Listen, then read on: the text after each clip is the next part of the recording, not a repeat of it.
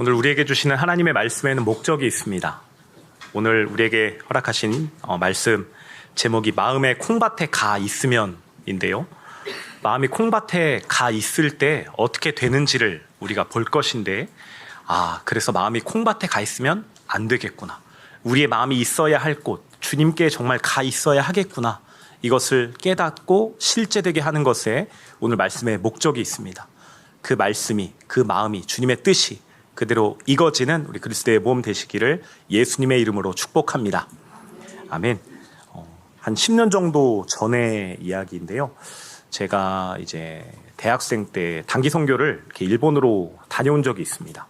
이렇게 단기 선교를 준비하면서 이제 보통 그 기도 카드를 이렇게 만들어 가지고 이렇게 나눠드리고 기도를 요청하고 또 후원을 요청하고 이제 그렇게 하거든요.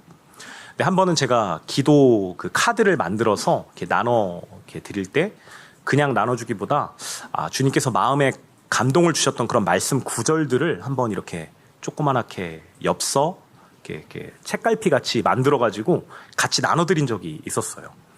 근데 한 번은 제가 어떤 이제 그 동아리 같이 활동하는 이제 자매였는데 그 자매한테 제가 기도 편지를 주면서 이제 단기 선교를 준비하고 있다. 기도를 좀 해달라 하고 그 말씀 카드를 하나 이렇게 줬거든요. 주고 저는 이제 기도해달라고 말하고 갔는데 좀 이따 보니까 그 자매가 주저앉아서 울고 있는 거예요. 그래서 왜 울고 있지? 그래서 저는 당황해가지고 내가 뭐 잘못했나? 내가 뭐 상처 줄 만한 말을 했나? 아무리 생각해도 아무것도 없는 거예요. 나중에 알고 보니까 그 자매가 그 엽서 카드로 받았던 말씀을 오늘 3명의 사람한테 각기 다른 통로로 들었다는 거예요. 그 카드를 받았을 때 그걸 보고 하나님께서 나에게 이 말씀을 하셨구나라고 받아들이고 주저앉아서 울었다고 합니다. 여러분, 하나님께서 여러분들의 꿈에 나타나셔가지고 누구야? 너 자꾸 이럴래? 이렇게 하신다면 여러분 어떠실까요? 근데 꿈은 지나갈 수 있잖아요. 내가 그냥 그런 꿈을 꾸었나 보다 했는데 갑자기 모르는 사람이 나한테 찾아와서 하나님께서 이런 말씀을 하라고 전하시네요 하고는 꿈에서 똑같은 말을 하는 거예요. 그래서 주일 교회에 가서 말씀을 들었는데 목사님을 통해서 똑같은 말씀을 만약에 받았다고 한다면 여러분 어떤 감정이 드실 것 같나요? 하나님께서 여러 가지 전혀 관계없는 그 통로들을 통해서 나에게 이렇게 말씀하셨고 또 말씀하시고 또 말씀하시고, 와, 주님께서 나에게 정말 이것을 진심으로 말씀하고 싶으신가 보다. 정말 내가 얼마나 못 알아들었으면 이런 방법을 통해서도 나에게 말씀하시는가 라고 생각해 볼 수 있을 것 같습니다. 여러분, 오늘 말씀을 통해서 이제 하나님의 말씀을 듣는 것에 대해서 또 이제 이야기할 텐데요. 오늘 말씀이 여러분들 가운데 정말 여러분 앞에 오셔서 직접 선포하시는 주님의 뜻과 마음으로, 그 엄중한 마음과 그 무게감으로 말씀 받을 수 있기를 예수님의 이름으로 축복합니다. 오늘 말씀 사무엘상 4장의 말씀입니다. 이제 사사기 다음이거든요. 사사기에 이제 12사사를 세우셔서 이스라엘 백성들이 이방 민족 가운데 압제 가운데 있으면 사사를 세우시고 사사를 통해서 그 이스라엘 백성을 구원하셨습니다. 그리고 그 사사가 있는 동안에는 평안을 누리다가 사사가 죽고 시간이 지나면 다시 이스라엘 백성이 타락해서 하나님을 떠나고 이방 우상들을 섬기는 그 사이클들이 계속 반복됩니다. 그 사사기의 역사가 이제 마무리되고 이제 그 다음 시대로 넘어가는 사사기 시대의 거의 마지막에 있는 내용이 오늘 사무엘상 앞부분에 이제 기록되어 있는데요. 이제 오늘 말씀에 보면 이제 12명의 사사 이후에 이 오늘 엘리 제사장이 등장하는데 엘리 제사장도 사사였다고 이제 사무엘상에 기록되어 있습니다. 또 우리가 잘 알고 있는 이제 사무엘 선지자도 하나님께서 세우신 이제 마지막 사사였습니다. 오늘 그 엘리 제사장에 대해서 좀 살펴볼 텐데요. 그 엘리 제사장에게는 2 아들이 있었는데 이제 홈리와 비느하스입니다. 근데 그 아들들의 행실이 아주 이제 악했다라고 이제 표현하고 있는데요. 그 상황 가운데 이제 블레셋 사람들이 이스라엘을 대적하려고 군대를 몰고 옵니다. 그래서 이스라엘 사람도 거기에 이제 대항하기 위해서 군대를 이제 소집하고 전쟁에 나가는 모습이 오늘 기록되어 있습니다. 그래서 오늘 본문 2절인데요. 블레셋 사람들이 이스라엘에 대하여 전열을 벌이니라. 그 둘이 싸우다가 이스라엘의 블레셋 사람들 앞에서 패하여 그들에게 전쟁에서 죽임을 당한 군사가 4,000명 가량이라. 그런데 이 전쟁을 이제 나가 보니까 당연히 우리는 승리할 거라고 여기고 전쟁에 나갔는데 전쟁에서 큰 패배를 당했습니다. 그 패배를 당한 것을 보고 이스라엘의 장로들이 모여서 그것들을 회의하는데 이렇게 회의합니다. 오늘 본문 3절인데요. 우리 한번 함께 읽어보도록 하겠습니다. 3절 시작. 백성이 진영으로 돌아오매 이스라엘 장로들이 이르되 여호와께서 어찌하여 우리에게 오늘 블레셋 사람들 앞에 패하게 하셨는고 여호와의 언약궤를 실로에서 우리에게로 가져다가 우리 중에 있게 하여 그것으로 우리를 우리 원수들의 손에서 구원하게 하자 하니. 아멘. 장로들이 전쟁에 나가보니까 이스라엘이 패배했습니다. 그래서 생각해낸 것이 뭐냐면 왜 하나님께서 여호와께서 우리를 전쟁에 패배하게 하셨지? 라고 먼저 생각하고, 두 번째 생각은 그렇다면 지성소 안에 있는 그 하나님의 임재와 그 하나님의 많은 것들을 상징하는 그 언약궤를 가져다가 우리가 전쟁에 나가자. 예전에 광야에서 출애굽한 백성들이 광야를 지날 때 언약궤를 가장 앞에 두고 대열을 이동했거든요. 그때를 생각하면서 그때 하나님께서 보이셨던 그 여러 가지 이적들을 우리에게 오늘도 이제 보이실 거야. 우리를 전쟁 가운데 승리하게 하실 거야라는 기대로 이렇게 합니다. 그렇게 언약궤를 실로에 가서 실로에 있는 성막에서 그 언약궤를 가져옵니다. 그 다음날 전투가 되었는데 5절에 이렇게 기록되어 있습니다. 여호와의 언약궤가 진영에 들어올 때 온 이스라엘이 큰 소리로 외치매 땅이 울린지라. 큰 소리로 이스라엘이 외쳤어요. 와, 우리의 하나님 여호와께서 우리와 함께 하신다. 이제 언약궤가 왔으니까 우리가 전쟁에서 질 일은 없구나. 우린 이제 승리한 전쟁을 하는 것이다라고 소리를 지르는 거겠죠. 얼마나 큰 소리였는지 땅이 울렸다라고 합니다. 그리고 반대로 이제 블레셋 사람들은 이렇게 얘기합니다. 6절 7절에 블레셋 사람이 그 외치는 소리를 듣고 이르되 히브리 진영에서 큰 소리로 외치면 어찌 됨이냐 하다가 여호와의 궤가 진영에 들어온 줄을 깨달은지라. 블레셋 사람이 두려워하여 이르되 신이 진영에 이르렀도다 하고 또 이르되 우리에게 화로다. 전날에는 이런 일이 없었도다. 이스라엘 백성, 전쟁을 앞둔 그 이스라엘 백성들의 사기는 아주 하늘 모르고 올라갔습니다. 반대급부로 그 이스라엘을 대적하는 블레셋 사람들의 사기는 땅으로 내리꽂은 거죠. 이 상황 가운데 전쟁을 시작됩니다. 제가 이제 사기의 중요성에 대해서 한번 찾아보니까요. 그 프랑스의 장군이었던 나폴레옹이 전투력의 75%는, 그러니까 4분의 3은 사기에 달렸다라는 이제 표현을 썼더라고요. 어쨌든 전략가로 알려진 사람이니까요. 그만큼 전쟁에서 사기가 중요해지고 또 현대전에서는 그것보다 더 장비의 역할이 중요함에도 불구하고 그럼에도 사기가 미치는 영향이 적지 않다라는 걸 우리가 생각해 볼 수 있습니다. 그런데 이 이스라엘의 사기가 높아지고 블레셋 사람들의 사기가 떨어진 그 상황 가운데 전쟁은 전혀 반대의 상황으로 흘러갑니다. 10절에 블레셋 사람들이 쳤더니 이스라엘이 패하여 각기 장막으로 도망하였고 사륙이 심히 커서 이스라엘 보병에 엎드러진 자가 3만 명이었으며 하나님의 궤는 빼앗겼고 엘리의 두 아들 홈리와 비느하스는 죽임을 당하였더라. 이스라엘은 그 전일에 전쟁했던 그 패배와는 비교할 수 없이 큰 패배를 당하게 됩니다. 보병의 3만 명이 죽고 당시 지휘관으로 지도자로 있었던 제사장 역할을 했던 홈리와 비느하스도 이 전쟁에서 죽임을 당합니다. 그리고 하나님의 언약궤를 이 블레셋 자손에게 빼앗기게 됩니다. 실제로 이 실로의 장막에 있던 성막에 있던 그 언약궤를 가져온 것인데요. 이 이후로 이 실로의 그 성막에는 언약궤가 다시 돌아오지 못합니다. 그리고 완전히 그 성전이 폐허가 되는 이제 시작점이 되는데요. 이스라엘은 하나님의 임재를 상징했던 그 언약궤를 자신들의 도구와 수단으로 삼으려 했습니다.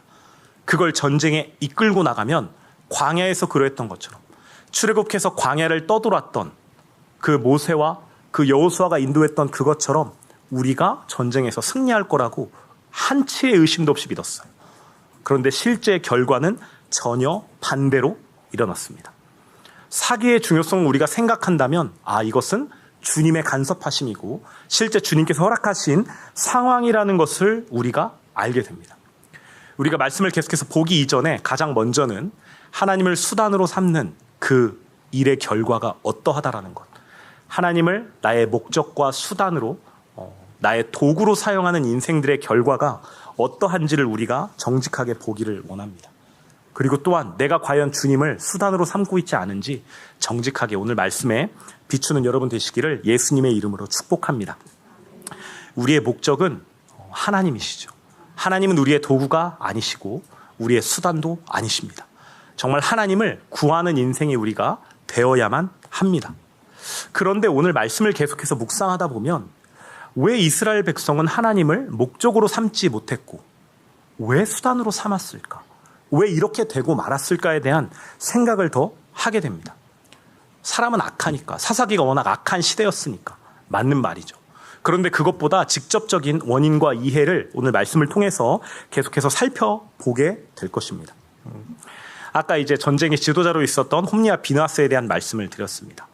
당시 엘리가 사사 시대의 그 거의 마지막 사사였죠. 그 다음 이제 사무엘을 제외하고는 마지막 13번째 사사였습니다. 사사는 사실 전쟁 지도자였어요. 그런데 엘리가 나이가 많아서 이제 눈이 어두워져서 전쟁에 나갈 수가 없으니까 그 아들들인 홈리와 비느하스가 제사장 역할을 수행하고 또 그 전쟁을 인도해서 지도자로 전쟁에 나간 거죠.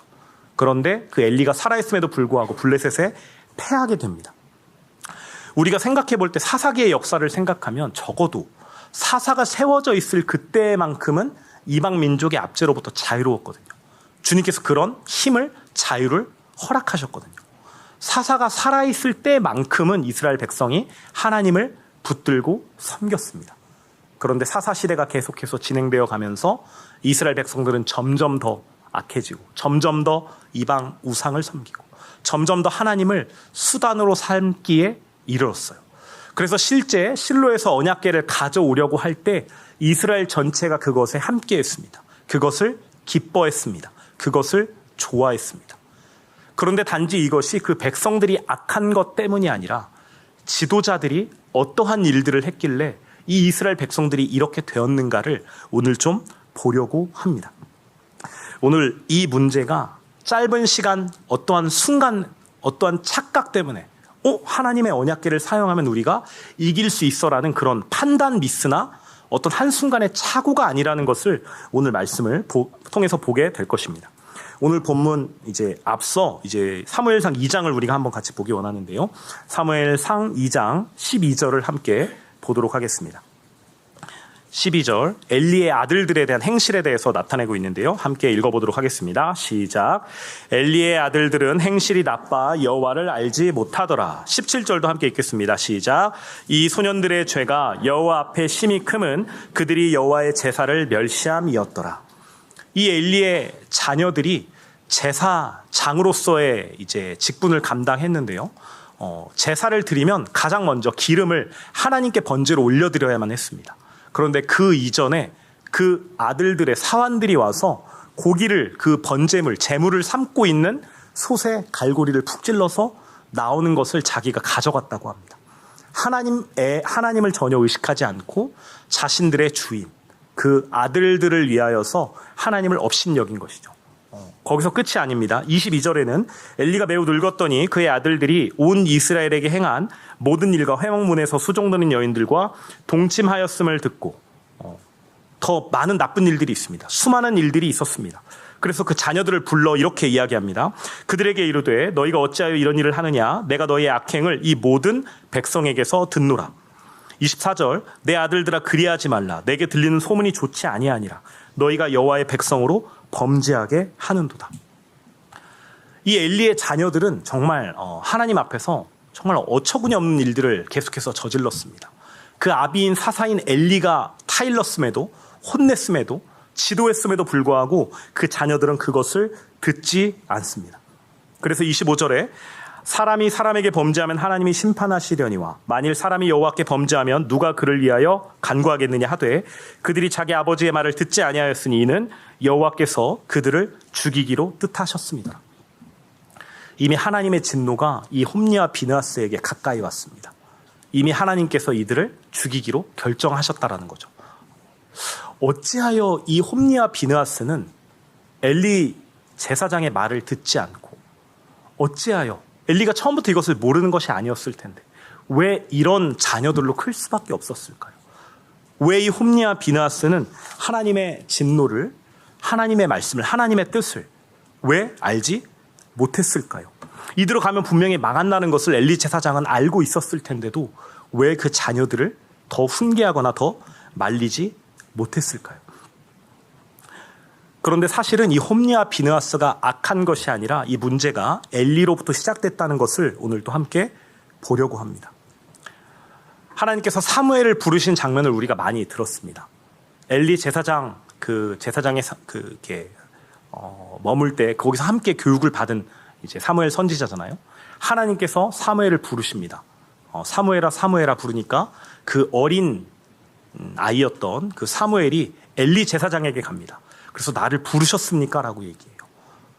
엘리 제사장은 난 널 부르지 않았으니까 가서 다시 침상에 누우라고 합니다. 그렇게 다시 누웠는데 두 번째 하나님께서 말씀하십니다. 사무엘아 또 엘리 제사장에게 달려가서 저를 부르셨습니까? 라고 이야기합니다. 또 나는 널 부르지 않았으니 가서 침상에 누우라. 하나님께서 세 번째 부르셨을 때 엘리 제사장이 사무엘에게 하나님께서 이 사무엘을 부르시는구나라는 건 알아차립니다. 그래서 지도하죠. 너 가서 또 하나님께서 말하시거든 주의 종이 여기 있습니다. 주의 종에게 말씀하옵소서 내가 듣겠습니다라고 하라라고 합니다. 그때 하나님께서 사무엘을 다시 네 번째 부르시고 그때 처음으로 하신 하나님의 말씀이 어떤 것이었냐면 엘리 제사장의 집안에 대한 그 화에 대해서 예언하게 하십니다. 엘리 집안이 하나님 앞에서 어떠한 죄악들을 저질렀고 어떠한 결과들을 초래할 것인지 그것을 듣는 모든 사람들의 두 귀가 울릴 것이다라고 하나님께서 예언하십니다. 이미 엘리 제사장은 하나님께서 자신들의 집안에 대해서 어떻게 생각하시고 어떤 결과가 일어날지에 대해서 알고 있었어요. 그 하나님의 그 사무엘을 통한 하나님의 말씀을 들었을 때 엘리 제사장은 이렇게 이야기합니다. 사무엘상 3장 18절에 그가 이르되 이는 여호와이시니 선하신 대로 하실 것이니라 하니라.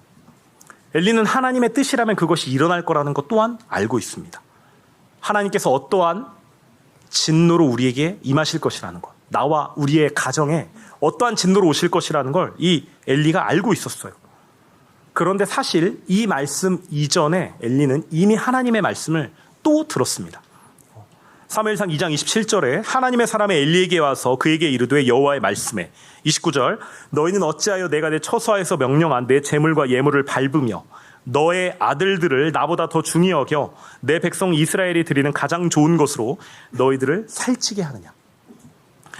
하나님께서는 엘리에게 처음 말씀하신 게 아니었어요. 계속해서 말씀하셨습니다. 그리고 오늘 전쟁 가운데 홈리와 비느하스 두 아들이 죽은 것은 엘리가 그 이후에 더 많이 늙어서 나이가 거의 100세에 가까웠을 때 눈이 어두워졌을 때입니다. 그때는 이미 사무엘 선지자를 하나님께서 세우신 사람이라는 것을 온 이스라엘이 알고 있을 때였습니다. 시간이 한참 지난 거죠. 하나님께서 사무엘 선지자의 말을 하나도 떨어지지 않게 하셨어요. 그렇다면 사무엘 선지자를 통하여서 선포된 그 말씀이 분명히 하나님께서 이루실 실제 일이라는 것을 엘리 제사장은 계속해서 알고 있었습니다. 하나님께서 오래 참으셨어요. 그 사무엘이 성장하기까지 여러 사람들을 통하여 하나님의 말씀을 전하시고 너 그렇게 계속 너희 자녀들을 그렇게 두게 되면 너의 집이 망할 것이다라는 그 하나님의 말씀을 이미 수차례 아주 긴 시간 동안 들어왔습니다. 그런데 도대체 왜 이 엘리 제사장은 하나님의 말씀을 그렇게 알아들을 수가 없었을까요?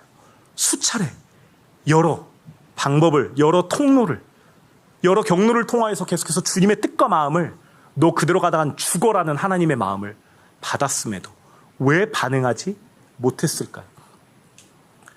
그것이 우리 함께 본 사무엘상 2장 29절에 이렇게 기록되어 있습니다. 너의 아들들을 나보다 더 중히 여겼기 때문이다. 엘리 제사장은 하나님의 뜻 알았습니다. 하나님의 뜻과 마음을 들었습니다. 그것이 실제 하나님의 뜻이라면 그 선하신 대로 이루어질 것이라고 고백까지 했습니다. 말씀을 모르지 않았어요. 말씀을 들었습니다. 깨달았습니다. 그것이 실제 일어날 거라는 걸 알고 있었습니다. 그런데 거기에 반응하지 못했던 이유가 너의 마음에 너의 자식들을 나보다 더 중히 여겼다라고 말씀하고 계십니다. 여러분, 과연 우리의 마음 가운데 정말 가장 중요한 것이 무엇인가? 오늘 우리가 정직하게 보기를 원합니다. 우리가 말씀을 들었습니다. 하나님의 복음에 대해서 설명할 수 있습니다. 십자가의 그 모든 과정을, 예수님의 그 동선을, 예수님의 출생부터 공생애와 죽음과 부활, 승천까지의 모든 그 복음에 대한 말씀들을 우리가 줄줄이 잘 설명할 수 있어요. 우리가 그것을 다 깨닫고 선포하고 전하기도 합니다. 그런데 과연 우리의 마음에 무엇이 있는가? 내 마음에 과연 하나님보다 다른 것이 더 중하게 여겨진 이 엘리 제사장과 같은 우리의 마음 상태라면, 우리가 깨닫고 듣고 반응했던 그 모든 말씀들보다 지금 그 마음에 채워진 그 자녀가, 마음에 채워진 그 무언가가 우리에게 더 강한 영향력을 미칠 수 있겠구나. 그것이 지속되니 하나님의 말씀을 듣고 깨달음에도 따라갈 수 없고, 머리로는 이해함에도 그것이 마음에 와닿지 않고, 심지어는 하나님을 나의 도구로, 나의 종으로, 나의 수단으로 이용하게 되는 것이구나. 오늘 말씀을 통하여서 우리 마음을 지켜야 할 이유가 무엇인지를 오늘 정직하게 보기를 소원합니다. 엘리의 마음이 콩밭에 가 있었습니다. 엘리의 마음이 지금 하나님께 가 있지 않았습니다. 하나님의 말씀에 가 있지 않았습니다. 그 자녀가, 그 두 아들들이, 나를 이어 그 다음 제사장으로 그 직분을 감당한 그 홈리와 비느하스가 하나님보다 더 중요했던 그 엘리에게 더 이상 하나님의 말씀이 들렸으나 들리지 않았습니다. 들었으나 깨달았으나 반응하지 못했습니다. 그것이 나에게 더 중요했고, 그것을 위하여서 하나님의 언약궤를 전쟁의 도구로 사용하는 것조차 용인하게 만들었다는 거예요. 오늘 이 말씀이 우리에게 가볍게 들리지 않기를 소원합니다. 내 마음에 다른 것이 채워지면 결국 내가 하나님의 말씀을 듣지 못하게 되는구나. 깨닫는 것 같으나 주님께 갈 수 없구나. 깨닫는 것 같으나 주님을 끌어내려 나의 종으로 삼을 수밖에 없는 존재가, 그 마음의 상태가 바로 나의 마음의 상태구나라는 것, 오늘 말씀을 통해서 정직하게 보기 원합니다. 여러분, 우리의 마음을 정동하기 원합니다. 마음에 다른 것이 차오를 수밖에 없는 우리의 존재예요. 날마다 이것을 알고 깨닫고 주님께 달려가지만 다시 우리 마음에 다른 것 채워지기 일쑤입니다. 그런 우리에게 번제단을 주셨죠. 여러분이 언약궤, 이 전쟁의 도구로 사용했던 언약궤는 지성소에 있었습니다. 지성소가 뭐죠? 가장 깊은 곳, 하나님의 임재, 하나님이 계신 그 깊은 곳, 우리 마음 가운데 카르디아, 우리 마음의 가장 깊은 곳 가운데 그 주님의 임재가 있어야 한다라는 것을 보여주는 거예요. 그런데 그 하나님의 임재가 있어야 할 그 언약궤를 그 지성소에서 끌어내어서 내 마음이 가 있는 곳으로 지성소에서 끌어다가 사용하는 것.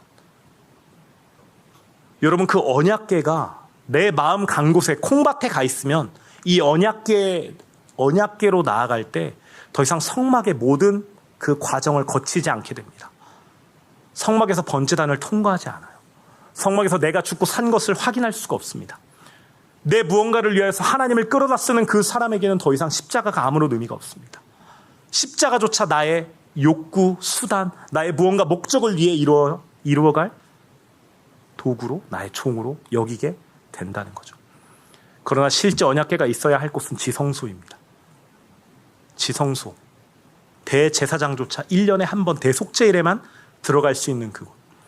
먼저는 자신과 자신의 가정을 위하여서 송아지로 번제를 드리고 속죄제를 드리고, 그리고 온 이스라엘을 위하여서 다시 염소를 잡아서 속죄 제물로 드립니다.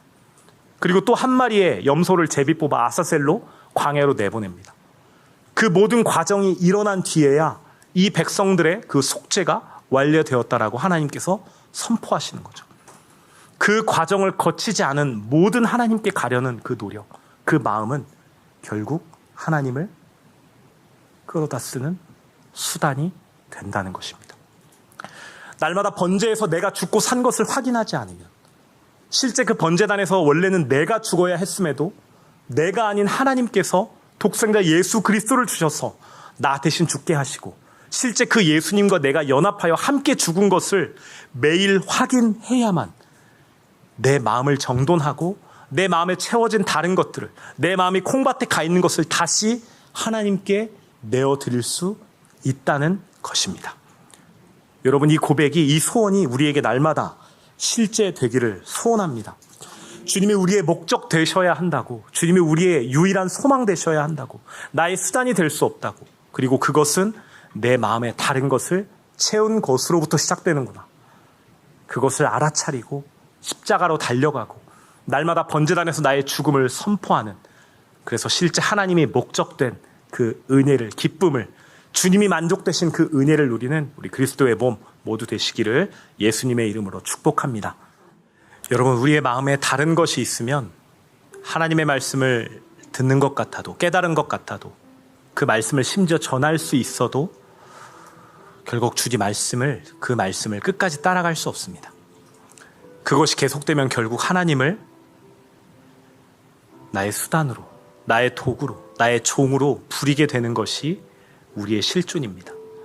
엘리 제사장은 끝까지 그 마음을 버리지 않았습니다. 그것이 결국 두 아들들을 죽였고 그 자신도 죽게 만들었습니다.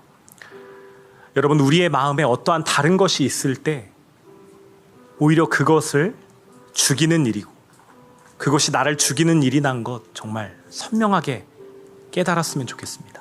그리고 반응하여서 십자가로 갔으면 좋겠습니다. 오늘 말씀을 계속 사무엘상을 앞부분부터 읽어보면 홈리와 비느하스, 그 엘리의 두 아들들과 그리고 이제 사무엘 선지자를 비교하는 것을 알 수 있습니다. 한나의 자녀, 한나가 처음 사무엘을 위하여 기도할 때 애통했다가 하나님과 심정을 토함으로 하나님의 응답을 받고 더 이상 얼굴빛에 근심하지 않고 허락하신 그 사무엘을 어리고 가장 예쁠 때 하나님의 전에 내어 맡깁니다. 그것을 마음에서 처리한 하나님의 사람, 그리고 그 자녀로 그 성막에서, 그 성전에서 엘리 제사장에게 배워가며 하나님 앞에 있었던 그 엘리, 그 사무엘, 하나님과 대면하여서 하나님이 그 말씀을 떨어지지 않게 하셨던 그 사무엘이 있었는가 하면 반대로 그 하나님의 말씀을, 하나님의 예언을, 그 마음을 받들면서도 반응하지 않고 마음에 그것들을 정돈하지 않았던 엘리와 두 아들들이 있었습니다. 여러분, 그 사무엘을 하나님께 드렸던 그 한나가 사무엘상 2장에서 이렇게 고백합니다. 하나님이 나의 기쁨이 되셨다. 하나님이 나를 구원하셨다. 주가 나의 구원이셨다. 나의 반석이셨다. 그 한나가 그렇게 고백하며 모든 삶과 죽음과 병과 모든 것, 높이시는 분도 낮추시는 분도 하나님이시란 것을 고백합니다. 여러분, 우리의 마음에 있는 그것이 무엇이든 그것을 마음에 품고 있는 것이 오히려 그것을 죽이는 거예요. 그것을 마음에 품고 내 뜻과 내 마음대로 이끌어가려는 그것이 오히려 그것을 죽이고, 실제 그것을 주님께 굴려버리고 고울하고 주님께 나의 그 모든 마음에 있는 것들을 십자가 연합으로 처리할 때 그것을 붙드시는 하나님의 손길을 누리게 됩니다. 실제 한나는 그것을 경험했습니다. 사무엘 선지자도 그것을 경험했습니다. 여러분, 우리가 엘리와 엘리의 자녀들 같아서는 안 됩니다. 그러나 동시에 그런 실존을 가지고 있는 우리이기도 합니다. 오늘 말씀을 듣고 반응하여서 내 마음에 채워진 그것, 자꾸 계속해서 내 마음에 떠오르는 그것, 생각하지 않아도 계속 마음을 붙들게 하는 그 문제가, 그 상황이, 그 어떠한 재정의 어떠함이, 가정이, 안정이, 나의 자녀들이, 그 무엇이든 그것을 십자가에서 정돈하지 않으면 결국 그것을 죽이고 그것이 나를 죽인다라는 것, 오늘 선명하게 알기를 원합니다. 오늘 함께 기도하기 원합니다. 하나님의 말씀을 듣지 못했고 마음에 다른 것을 채웠던 것, 하나님을 수단 삼으로 했던 나의 존재를 함께 회개하기 원합니다. 그리고 나 번제단을 지나서 예수님과 정말 연합해 죽은 것 실제 되게 해달라고 우리 기도하기를 원합니다. 또 우리 엘리 제사장이 하나님의 마음을 듣지 못했던 것과 같지 않고 우리 그리스도의 몸이 정말 주님의 말씀 듣기 원한다고 우리 말씀의 통로로 세워주신 목사님을 함께 중보하기 원합니다. 주님의 성령으로 붙드셔서 주님의 마음과 생각이 계속해서 선포되는 주님의 귀한 통로로 붙들어 달라고 이 시간 함께 우리 주여 한번 크게 외치고 기도하도록 하겠습니다. 함께 기도하겠습니다. 주여! 할렐루야. 주님 참 감사합니다. 오늘 우리에게 또 하나님의 말씀을 허락해 주셨습니다. 하나님, 이스라엘 백성이 하나님을 수단으로 도구로 삼았던 것이 실상 마음에 다른 것을 채운 것으로 시작되었다는 것을 보게 하셨습니다. 하나님, 우리 마음에 다른 것이 있으니 주님의 말씀을 듣는 것 같아도 깨닫는 것 같아도 결국 그쪽으로 엎어질 수밖에 없고 주님의 말씀 따르지 못하고 결국 주님을 도구로 끌어쓸 수밖에 없는 우리의 실존을 봅니다. 하나님, 불쌍히 여겨 주옵소서. 우리의 그 존재를 주님께 돌이키며 예수님과 연합해 죽고 살아 우리의 마음 하늘에 두었음을 주님 앞에 선언하고 선포합니다. 날마다 그렇게 주님의 은혜 가운데 있어 우리 마음에 가득한 주님으로 날마다 번제단을 통과하여 날마다 십자가 연합을 송과하여 그렇게 주시는 그 주님의 마음 따라가는 우리 모두 되도록 은혜 더하여 주옵소서. 주님, 그렇게 되었을 때 정말 주님이 우리의 목적 되시고 기쁨 되심을 봅니다. 정말 주님이 우리의 추구함 되셔서 주님으로 만족함을 얻고 그 하나님의 크기로 창조하신 마음이 하나님으로 채워진 우리 모두 되도록 그 믿음의 티 날 수 있도록 은혜 더하여 주옵소서. 마음에 채운 그것이 오히려 그것을 죽이며 그것이 나를 죽인다라는 것 잊지 않게 하시고 날마다 주님 앞에 그렇게 주님의 말씀을 따라 십자가로 가는 우리들 되기를 원합니다. 함께하여 주옵소서. 주님, 그렇게 우리의 존재를 주님께 의탁하며 우리의 삶과 가정을 주님께 올려드립니다. 그 모든 시간이 믿음의 티나 주님 따라가는 모든 발걸음 그리스도의 몸 될 수 있도록 함께하여 주옵소서. 예수 그리스도의 능력의 보혈, 치유의 보혈, 속죄의 보혈을 우리의 마음과 생각, 우리의 삶의 터전, 우리의 가정, 우리의 자녀들에게 우리의 나의 목적, 생각, 그 모든 꿈과 비전으로 품었던 그 모든 것들, 십자가의 죽음을 선포한 그 모든 것들 가운데 예수 그리스도의 보혈이 있음을 선언하노라. 그 누구도 손댈 수 없음을 예수님의 이름으로 선포하노라. 주님의 은혜로 함께하여 주옵소서. 감사합니다. 사랑합니다. 모든 것 사랑하는 예수 그리스도의 이름 받들어 기도드립니다. 아멘.